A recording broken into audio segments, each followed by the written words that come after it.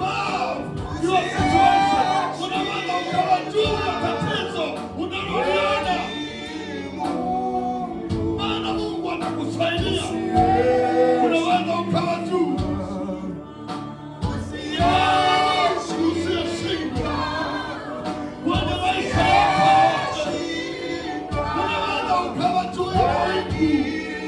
Unaweza ukawa juu ya matatizo yote. Baada ya kuteseka miaka 12, aliamua kwa akili zake mwenyewe. Hakuangalia shida aliyokuwa nayo, hakuangalia hali aliyokuwa nayo, hakuangalia mateso aliyokuwa nayo, hakuangalia maumivu aliyokuwa nayo. Aliamua kuwa juu ya matatizo. Akasema, nikigusa upindo wa Bwana wangu, nikigusa upindo wa Yesu, najua msiba wangu utakoma. You can decide. Unaweza ukaamua kuwa juu ya matatizo na ikawa kwa jina la Yesu. Unaweza ukaamua kuwa juu, tatizo likawa chini, wewe ukawa juu. Unaweza ukaamua, unaweza wewe mwenyewe, sio Mungu atakuamulia, ni wewe. Amua kuwa juu ya situation ambayo imekukabili. Amua kwenye akili yako kuwa juu ya chochote ambacho.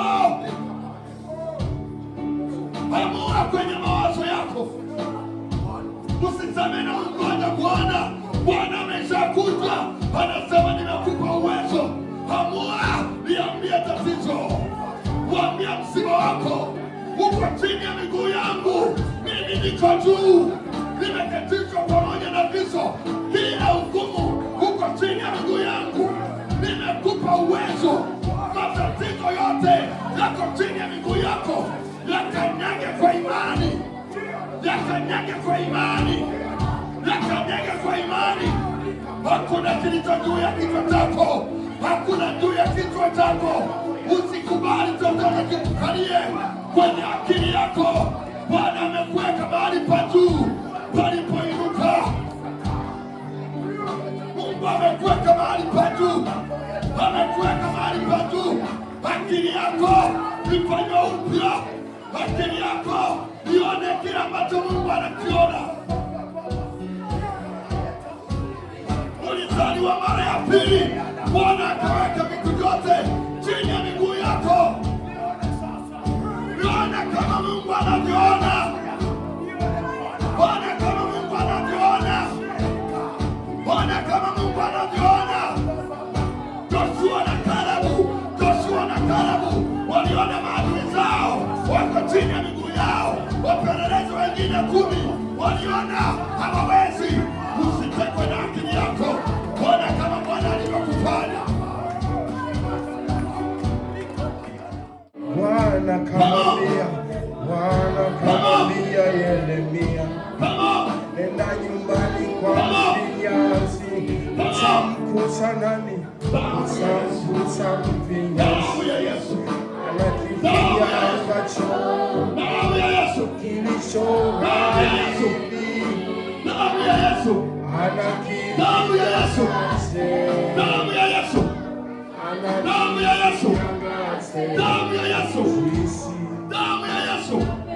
Naachilia nguvu ya damu ya Yesu juu ya roho yako, nafsi yako na mwili wako. Naachilia nguvu ya damu ya Yesu ikuponye mahali popote ulipo, kila mahali penye udhaifu. Ninang'oa roho ya udhaifu kwa jina la Yesu. Naweka watu wa Mungu huru walioingia kwenye nyumba hii, kila mmoja kwa jina la Yesu.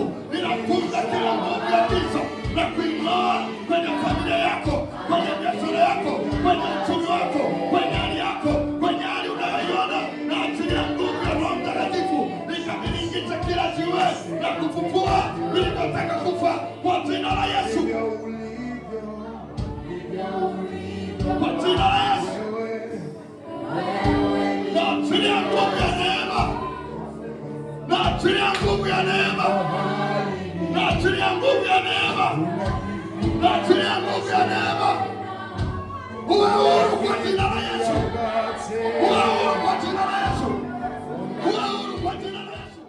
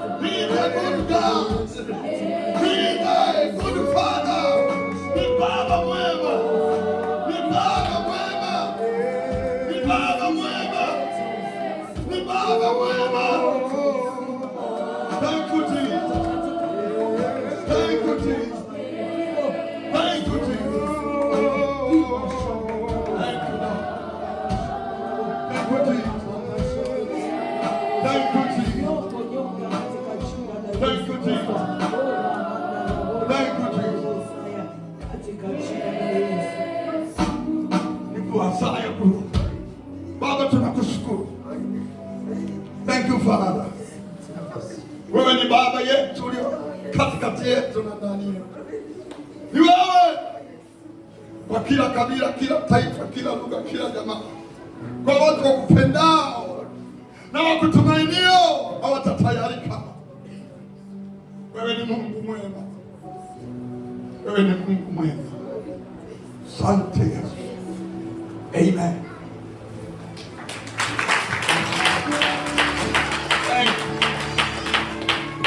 Naomba tuketi. Waliokuja na huyu mama ni akina nani? Baba kuja. Kabla ya hii. Amen. Bwana asifiwe. Amen. Huyu mama ni mke wa ndugu yetu Andrew. Kama wiki 3 zilizopita nilimpigia Andrew baada ya kama muda hivi hatujaonana hapa kanisani. Bali niketi pale baada ya ibada siku ya Jumapili, nilimpigia kusalimiana, ndio akaniambia alikuwa anapita kwenye changamoto ya mke wake, alikuwa amepata stroke.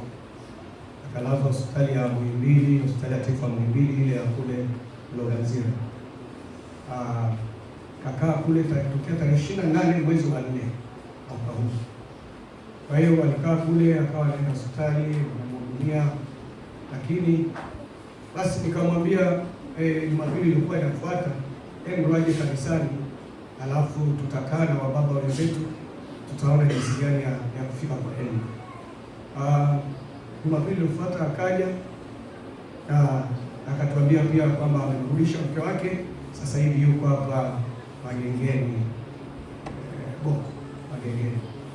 Basi tukawa tumetoka pale siku ya Jumapili, mimi na baba wenzangu, baada ya kukutana kile kikao cha baba kwenye idara ya baba, tulipanga twende tukamuone Andrew na kumuona mke wake.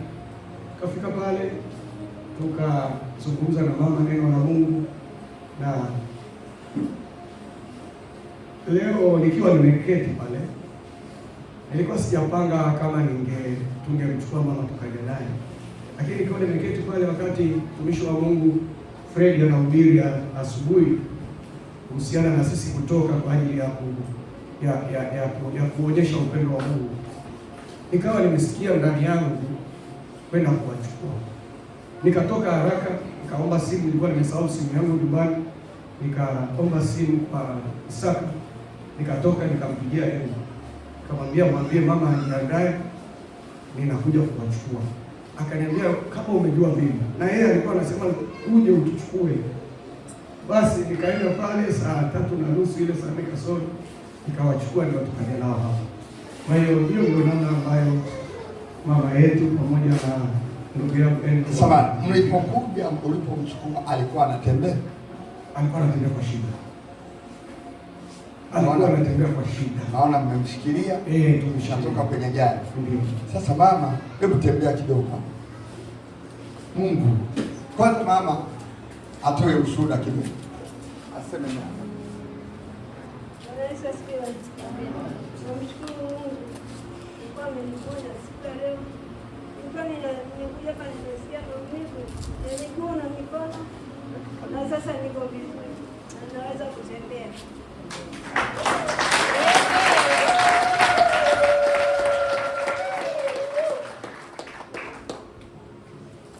Unasikia maumivu? Hapana. Maumivu yameisha. Yameisha. Sasa unaweza kutembea. Maumivu yameisha na sasa anaweza kutembea.